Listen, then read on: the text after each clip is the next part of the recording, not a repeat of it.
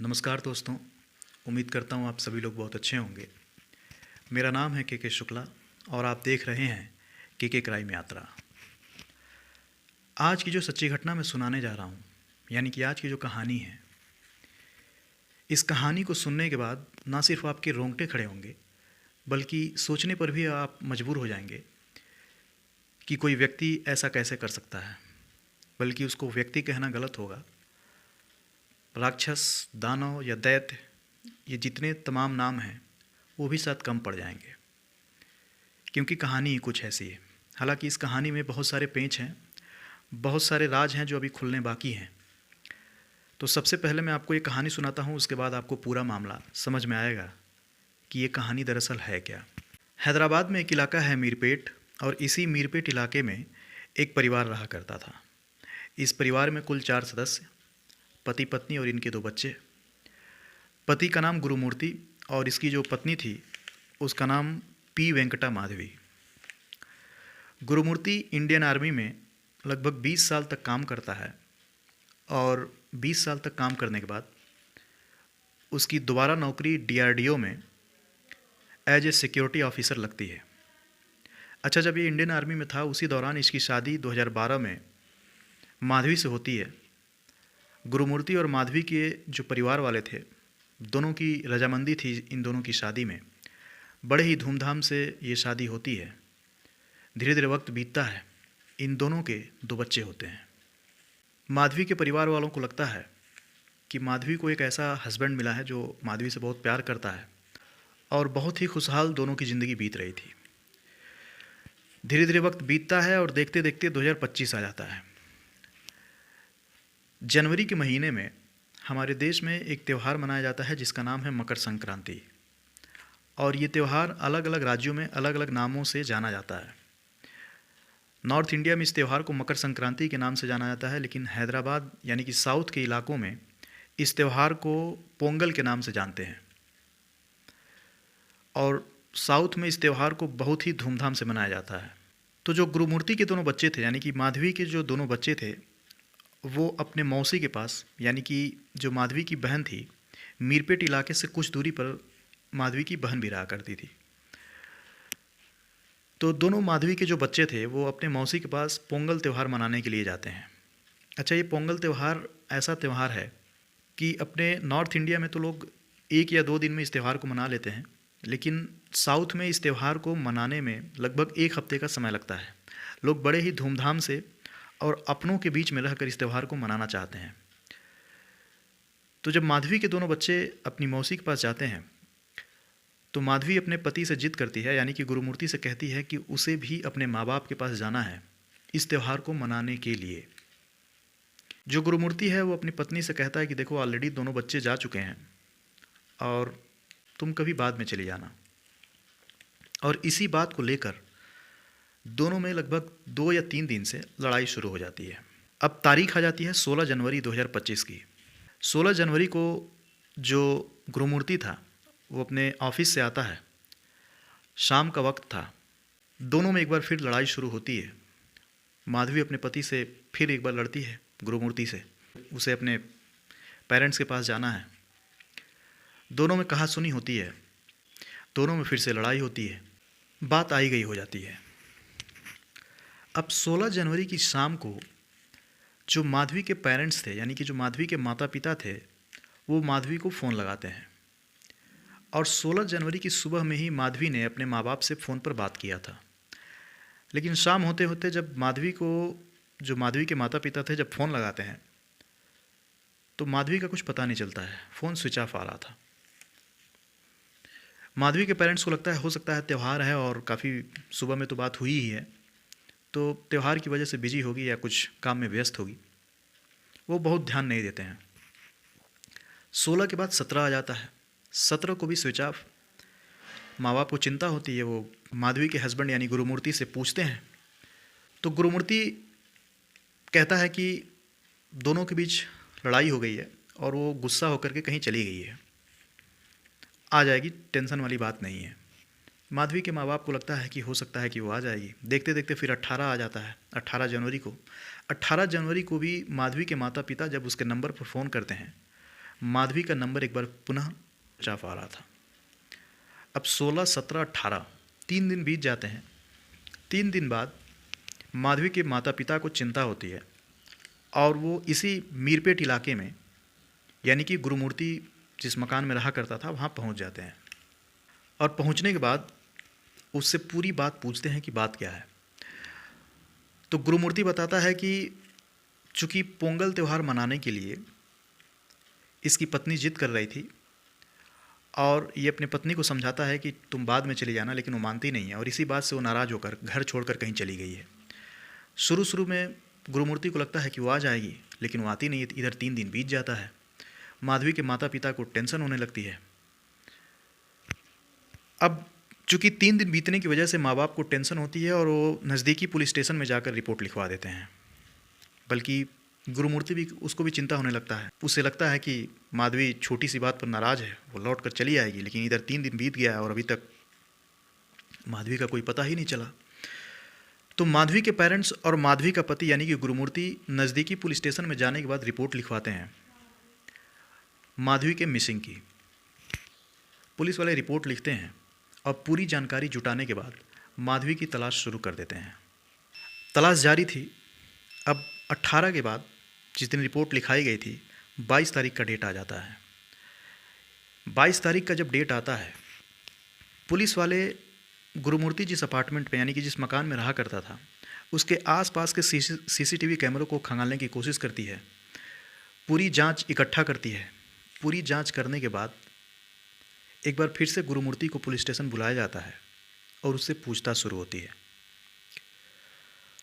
तो जब पूछताछ शुरू होती है तो कि पहले दिन के बयान में जो गुरुमूर्ति ने बोला था और 22 तारीख वाले बयान में, यानी कि लगभग 1 हफ्ते बाद दोबारा पुलिस ने जब गुरुमूर्ति को बुलाकर पूछताछ की तो गुरुमूर्ति के जो बयान थे वो कुछ अलग अलग थे।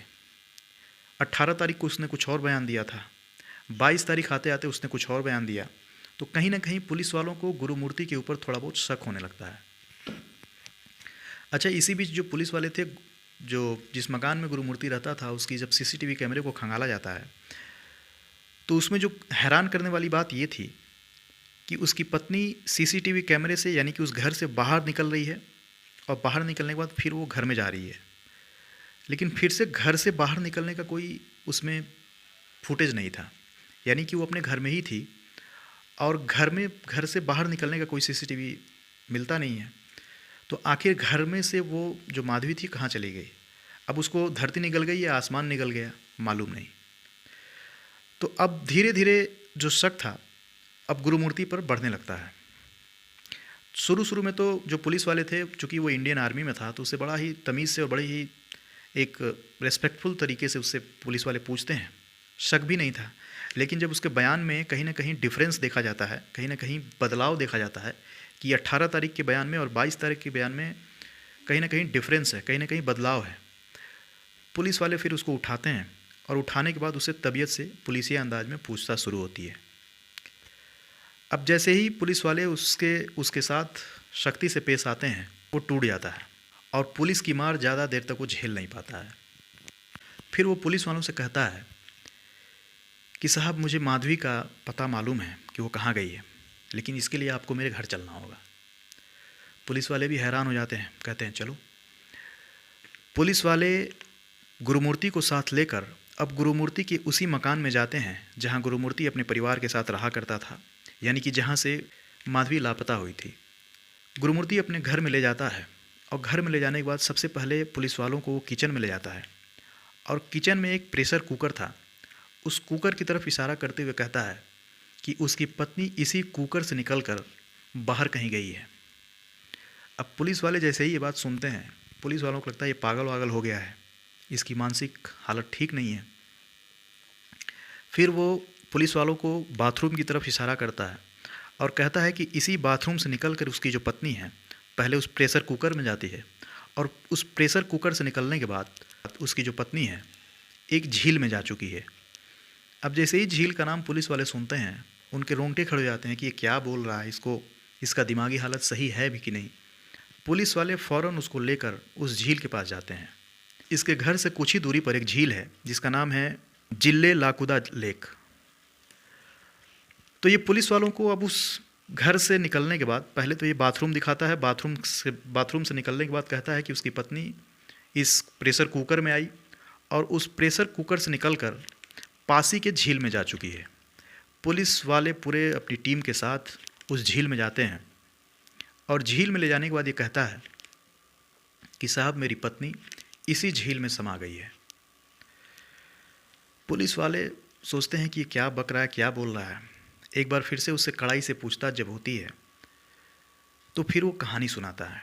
कहानी ये थी कि जब 16 जनवरी को शाम को, यानी कि जब ये अपने ऑफिस से आता है, दोनों पति पत्नी में लड़ाई होती है। जो माधवी थी यानी कि गुरुमूर्ति की जो पत्नी थी, वो अपने मायके जाना चाहती थी अपने माँ बाप के पास उस पोंगल त्यौहार को मनाने के लिए, लेकिन चूंकि ये विरोध करता है गुरुमूर्ति, और इसी बात को लेकर इन दोनों के बीच लड़ाई शुरू हो जाती है, दोनों के बीच हाथापाई हो जाती है। और गुस्से में जो गुरुमूर्ति था उसने माधवी का गला इतनी तेज़ी से दबाया कि उसने उसकी गला दबाकर उसकी हत्या कर दी। अब इस गुत्थम गुत्थी में उसको समझ में नहीं आ रहा था और इस बीच इस गुस्से में उसने अपनी पत्नी का गला दबाकर हत्या कर दिया। अब इससे पहले कि वो कुछ समझ पाता तब तक इधर जो माधवी थी उसकी मौत हो चुकी थी। अब जब इसका गुस्सा शांत होता है तब इसको समझ में आता है कि इसने तो बहुत बड़ा क्राइम कर दिया है। अब चूंकि एक लाश, अब ये उस लाश के साथ बैठ के सोचता है कि अब क्या करें। सोचता है कि अगर इसके घर वालों को पता चलेगा, माधवी के घर वालों को पता चलेगा तो क्या होगा, इसके बच्चों को पता चलेगा तो क्या होगा। फिर ये जेल जाएगा, जेल में जाने के बाद इसके साथ न जाने क्या क्या होगा। तो इन सारी बातों को सोचने के बाद ये काफ़ी ज़्यादा डर जाता है और डरने के बाद फिर ये सोचता है कि अब इस लाश का क्या किया जाए। फिर ये दिमाग लगाता है और उस लाश को बाथरूम में ले जाता है, उसके छोटे छोटे टुकड़े करता है। टुकड़े करने के बाद उसके जो मांस थे उन मांस को प्रेशर कुकर में उबालता है। इसलिए उबालता है ताकि इसमें से स्मेल ना आए। और जो हड्डियां थीं उन हड्डियों को इसने किसी वजनी चीज़ से पहले तो उनको तोड़ा और तोड़ने के बाद मिक्सी में पीस देता है। ये सारा काम करने में इसको 3 दिन का समय लगता है, 16, 17 और 18। और 18 तारीख को पॉलीथीन में पैक करने के बाद उसी झील में जाता है और उस झील के बीचों बीच उस पॉलीथीन को छोड़ देता है, यानी कि जिसमें लाश थी। और 18 तारीख को ये जब अपने घर आता है तो पूरे घर की अच्छे से सफाई करता है। इतनी इसने बारीकी से सफाई की थी कि पूरा घर देखने के बाद ऐसा लग ही नहीं रहा था कि इस घर में मर्डर हुआ है। तो 18 तारीख को जब माधवी के माँ बाप उस घर में आते हैं और आने के बाद इससे पूछते हैं कि माधवी कहाँ है, और जिस तरीके से इसने एक्टिंग किया, अपने सास ससुर के साथ जा कर के पुलिस में रिपोर्ट लिखवाया और ऐसा ये बिहेव कर रहा था जैसा इसने कुछ किया ही ना हो। लेकिन हैरानी की बात ये थी कि इसने अपनी पत्नी को ना सिर्फ मारा बल्कि सिर्फ बचने के लिए इसने अपने पत्नी के टुकड़े किए। टुकड़े करने के बाद उसके लाश को उबाला, उसके मांस को उबाला, उबालने के बाद हड्डियों को वजनी चीज़ से तोड़ा, तोड़ने के बाद उसको मिक्सी में पीसा। अब आप ज़रा सोचिए इस इंसान की दिमागी हालत उस समय क्या रही होगी। बल्कि इसको इंसान कहते हुए भी शर्म आ रही है कि इसको इंसान कहा जाए या किस नाम से इसको पुकारा जाए। खैर, जब पुलिस वाले ये सारी बात सुनते हैं, पुलिस वालों के रोंगटे खड़े हो जाते हैं। लेकिन इस पूरे कहानी में जो हैरानी की बात यह है, पुलिस वाले पूरी अपनी टीम के साथ, बल्कि फॉरेंसिक की टीम के साथ उस झील में जाती है। झील में गोताखोर थे, वो पूरा इस लाश को ढूंढने की कोशिश करते हैं। लेकिन हैरानी की बात यह है कि इस लाश का एक भी टुकड़ा उस झील से नहीं मिला है, ना लाश से रिलेटेड कोई चीज़ मिली है। कयास ये भी लगाया जा रहा है कि हो सकता है कि उस झील में बहुत बड़ी बड़ी मछलियाँ हैं, हो सकता है मछलियों ने खा लिया हो। और जिस तरीके से इसने हड्डियों का चूरमा बना दिया था, बल्कि उस पीस करके उसको एकदम पाउडर के फॉर्म में कन्वर्ट कर दिया था, उससे तो यही लगता है कि अब उस लाश का मिलना बहुत ही मुश्किल है। खैर, झील में जांच करने के बाद जो फॉरेंसिक की टीम थी एक बार पुनः इसके घर जाती है। घर जाने के बाद इसके किचन से लेके बाथरूम, उस कुकर को भी कब्जे में लेती है। और कब्जे में लेने के बाद इसके घर के कोने कोने की जांच करती है।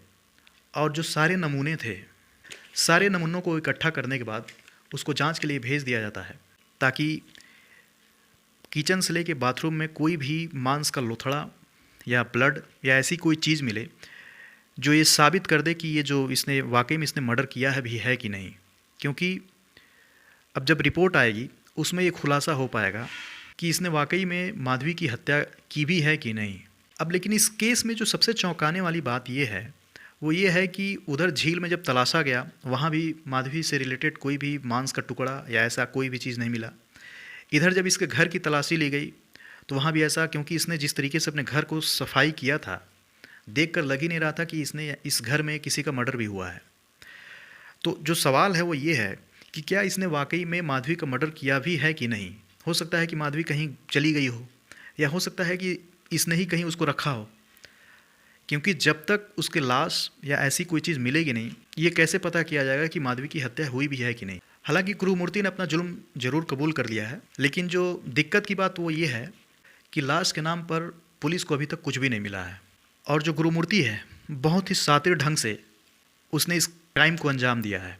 अब इसमें जो हैरानी वाली बात वो ये है कि ऐसे केसेस में जो क्रिमिनल होते हैं इस बात का फ़ायदा उठाते हैं, क्योंकि जब ये मामला कोर्ट में जाएगा तो पुलिस को दिया गया स्टेटमेंट मायने नहीं रखता है जब तक कि माधवी के लाश के जब तक कि टुकड़े नहीं मिल जाते हैं या ऐसी कोई चीज़ नहीं मिल जाती है जिससे कि ये साबित किया जा सके कि इसने वाकई में अपनी पत्नी की हत्या की है। लेकिन अभी तक तो कुछ मिला ही नहीं है। अदालत में जाने के बाद ये बदल जाएगा, ये बोल देगा कि मैंने ऐसा कोई भी काम नहीं किया है। तो अदालत कभी भी ऐसे केसेस में वो सबूत मांगती है, प्रूफ मांगती है कि इसने अगर हत्या किया है तो उस हत्या के सबूत ला कर दो पुलिस वालों से। और पुलिस के साथ यही सबसे बड़ी दिक्कत है कि अभी तक इसने हत्या ज़रूर किया है, लेकिन उस हत्या से रिलेटेड, माधवी के लाश से रिलेटेड अभी तक कोई भी ऐसा मांस या ऐसी कोई भी चीज़ मिली नहीं है। अगर उस झील से माधवी के लाश या हड्डी या ऐसी कोई भी चीज़ मिल जाती है जिससे डीएनए के जरिए बाद में पता किया जा सकता है कि ये वाकई में लाश माधवी की थी, लेकिन चूंकि ऐसा कोई भी चीज़ न मिलने की वजह से पुलिस भी अभी जांच कर रही है। आगे इस केस में क्या होगा कहना मुश्किल है। फिलहाल जो गुरुमूर्ति है इस समय पुलिस की कस्टडी में है, उससे पूछताछ जारी है। इस केस में अब जो भी अपडेट आने वाले समय में आएगा मैं आप लोगों तक ज़रूर पहुंचाऊंगा। लेकिन इस घटना के बाद उस मीरपेट इलाके के जितने भी लोग थे सब सन्न रह गए हैं। सब लोग सोचने पर मजबूर हो गए हैं। बार बार उसके घर की तरफ लोग आकर देख रहे हैं कि कोई व्यक्ति ऐसा कैसे कर सकता है। और जैसा कि मैंने शुरू में कहा कि इसको व्यक्ति कहना, अगर वाकई में इसने इस क्राइम को अंजाम दिया है तो इसको व्यक्ति कहना सही नहीं होगा। ये एक राक्षस होगा जो अपनी पत्नी के टुकड़े करता है, उसको मिक्सी में पीसता है, उबालता है, और इसको सोचने भर से ही आदमी सिहर उठेगा कि ऐसा वो कैसे कर सकता है, लेकिन उसने किया है, जैसा कि उसके अभी तक के बयान है। हालांकि इस केस में बहुत सारी चीज़ों का खुलासा होना बाकी है। जैसे ही इस केस में कोई नया ताज़ा अपडेट आएगा मैं आप लोगों तक ज़रूर शेयर करूँगा। इस कहानी को सुनने के बाद यही समझ में आता है कि इंसान किस हद तक गिर सकता है या किस हद तक जा सकता है, इसकी कोई सीमा नहीं है, और ऐसे लोगों से भगवान ही बचाए। तो खैर, कहानी में आज इतना ही। फिर मिलूँगा किसी और सच्ची कहानी के साथ। तब तक अपना ख्याल रखिए, अपने लोगों का ख्याल रखिए। नमस्कार।